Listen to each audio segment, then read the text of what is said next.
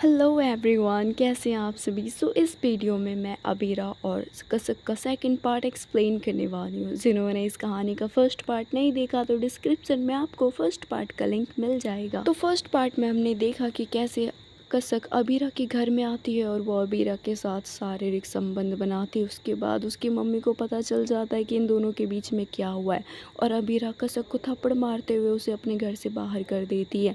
अब आगे क्या होगा चलिए देखते हैं। कसक अपने घर जाती है और वो बहुत उदास होती है। उसके अंदर बहुत गिल्ट था। वो सोच रही थी कि यार ये मैंने क्या कर दिया, मुझे इतना जल्दी इतनी आगे नहीं बढ़ना चाहिए था। वो अबीरा को कांटेक्ट करने की कोशिश भी करती है लेकिन अबीरा ना तो उसके मैसेज का रिप्लाई देती ना ही कॉल का। इवन उसने तो कसक को हर जगह से ब्लॉक भी कर दिया था।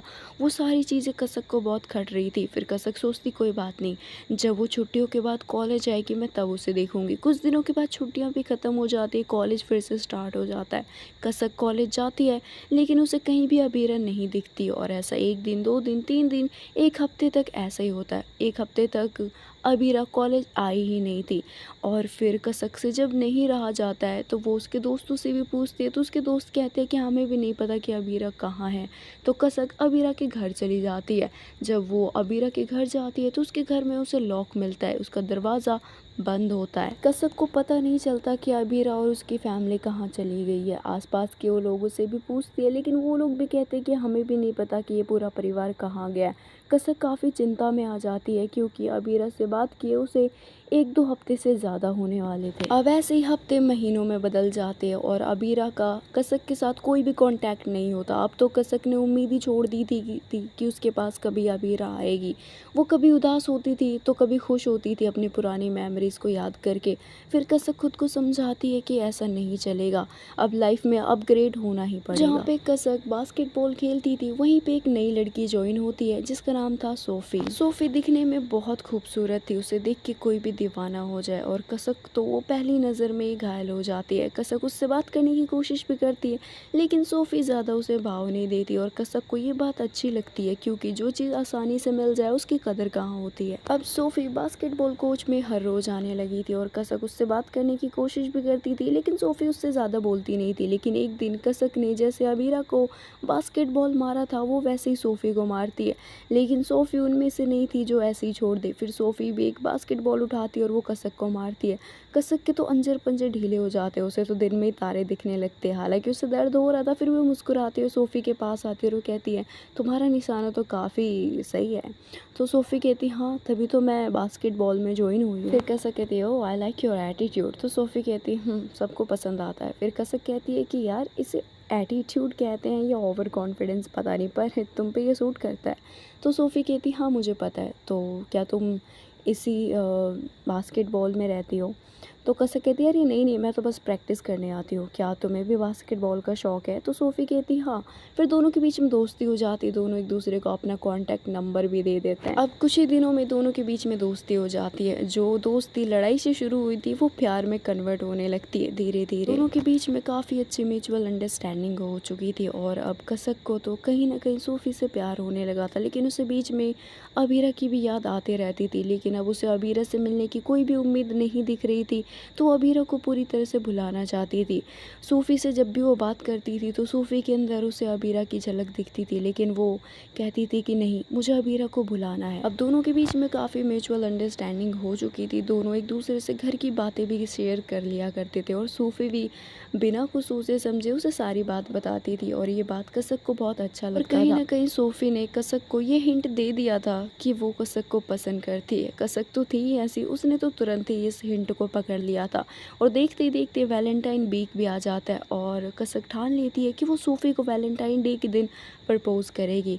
जब चॉकलेट डे आता है तो वो सोफ़ी को चॉकलेट देती है, सोफ़ी भी उसे चॉकलेट देती है, फ्लावर्स भी देती है, साथ में टेडी बियर भी देती है। दोनों के बीच में अब प्यार दिख रहा था लेकिन अभी किसी ने किसी को प्रपोज़ नहीं किया था, बस ये दोस्ती का ही नाम चल रहा था। देखते देखते 14 फरवरी भी आ जाता है और कसक ने तो पूरा ठान लिया था कि आज वो सोफ़ी को प्रपोज़ करके ही रहेगी। उसने सारा प्लान बना लिया था कि वो सोफ़ी को कहाँ प्रपोज़ करेगी एंड वगैरह वगैरह जो भी उसके प्लान थे। कसक ने पूरा प्लान बहुत अच्छे से बना लिया था, इवन टाइमिंग भी उसने सोफ़ी को बता दिया था कि उसके लिए कोई सरप्राइज़ है, उसे उस लोकेशन पे आना है। सोफ़ी तैयार हो जाती है और सोफ़ी भी ऑन द वे थी और कसक उस लोकेशन पे पहुंचती है, लेकिन वो भूल जाती है कि उसने तो रोज़ फ्लावर लिया ही नहीं। तो इसीलिए वो एक बुके की शॉप पे जाती है फ्लावर लेने के लिए। वो फ्लावर ले लेती है, फिर वो भूल जाती है कि उसने तो चॉकलेट भी नहीं लिया।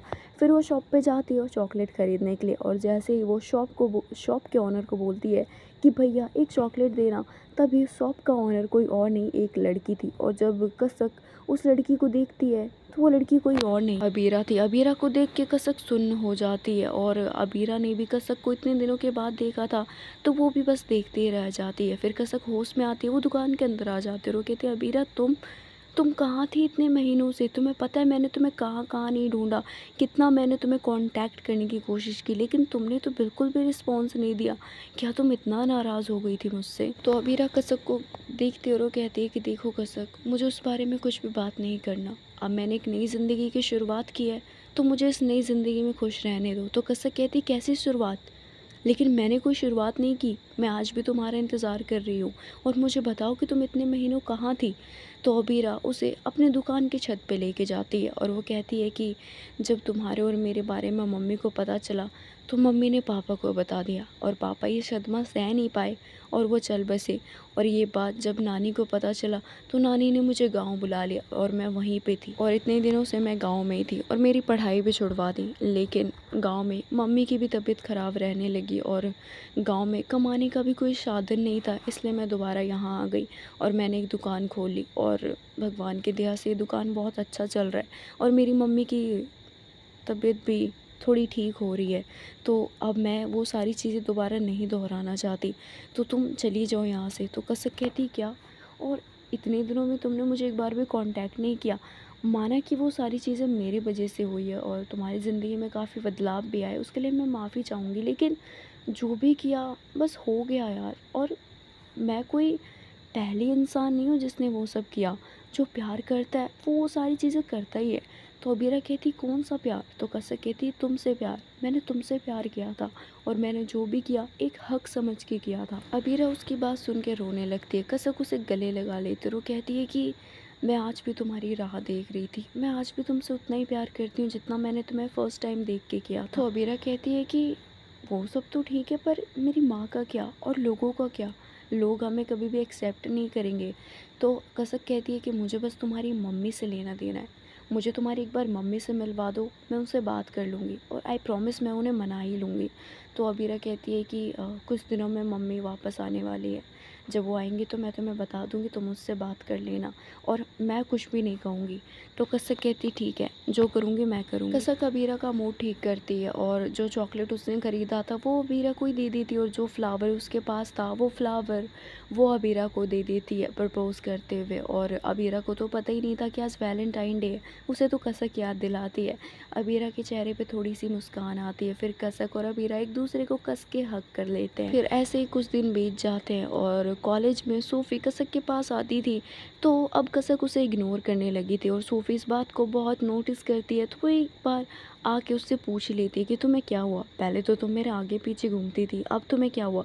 तो कसक कहती कि देखो सोफ़ी, तुम मेरी एक अच्छी दोस्त हो, और अभी मैं कुछ काम कर रही हूँ, तो हम बाद में बात करेंगे। तो सोफ़ी कहती, अच्छी दोस्त? लेकिन तुम तो मुझसे फ़्लर्ट किया करती थी ना? तो कसक कहती है कि देखो, मैं तुमसे फ्रेंडली वे में फ़्लर्ट करती थी, मेरा वो सब इंटेंशन कभी था ही नहीं। अगर तुम्हें वो सब कभी लगा तो उसके लिए मैं माफ़ी चाहूँगी। सूफ़ी का ये सुन के तो मुँह उतर जाता है, और वो कसक पे बहुत गुस्सा होती है, और उसे आई हेट यू बोल के चली जाती है। कसक को सूफ़ी के बात से कोई फ़र्क नहीं पड़ता, वो सीधा अबीरा के घर जाती, क्योंकि आज अबीरा की मम्मी आने वाली थी। और जब कसक पहुंचती है तो उसकी मम्मी पहले से ही घर में थी, और कसक की मम्मी जब अबीरा को देखती है तो वो बहुत गुस्सा हो जाती है।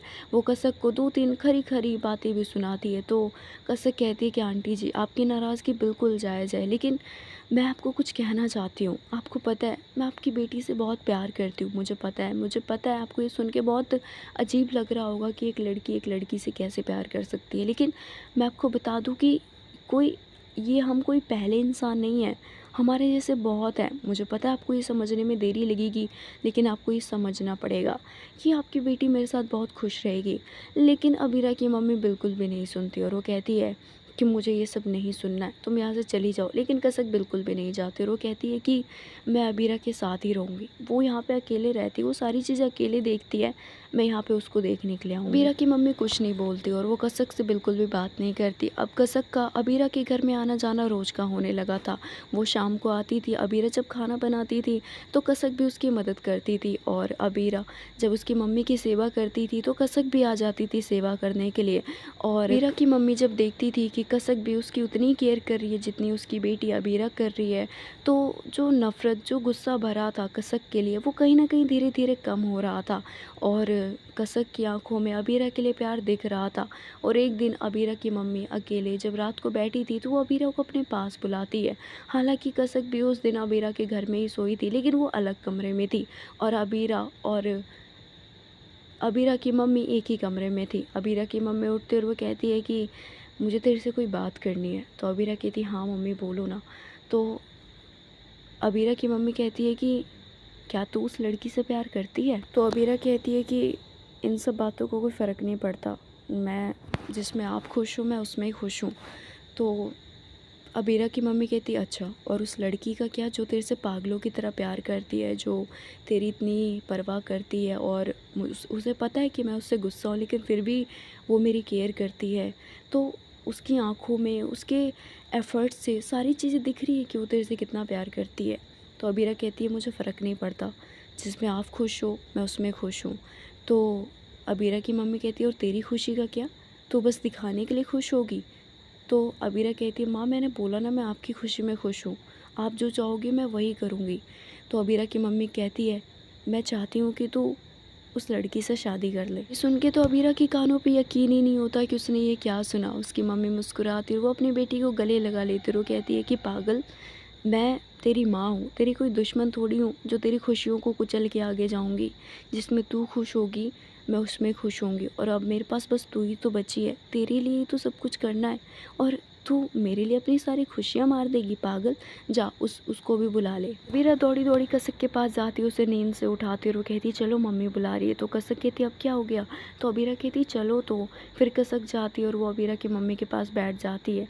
अबीरा की मम्मी कसक के बालों पे हाथ फेरती है और दूसरा हाथ वो अबीरा के बालों पे फेरती है और वो कहती है कि तुम दोनों एक दूसरे के लिए ही बने हो और मैं कोई नहीं होती तुम दोनों को अलग करने वाले। कसक और अबीरा को तो यकीन ही नहीं होता कि उसकी मम्मी ने उन दोनों को एक्सेप्ट कर लिया। अबीरा और कसक एक दूसरे को गले लगा लेते हैं और दोनों की लव स्टोरी फिर से स्टार्ट हो जाती है। एंड आई होप कि आपको ये कहानी पसंद आई होगी। पसंद आई तो वीडियो को लाइक करना, कमेंट करके बताना आपको कहानी कैसी लगी, और अभी तक चैनल को सब्सक्राइब नहीं किया तो प्लीज़ सब्सक्राइब ज़रूर कर लेना। और आप मुझे मेरे सोशल मीडिया पे भी फॉलो कर सकते हो, सभी सोशल हैंडल आपको डिस्क्रिप्शन में मिल जाएंगे। तो अभी के लिए बस इतना ही, मैं मिलती हूँ आपसे एक नई कहानी में।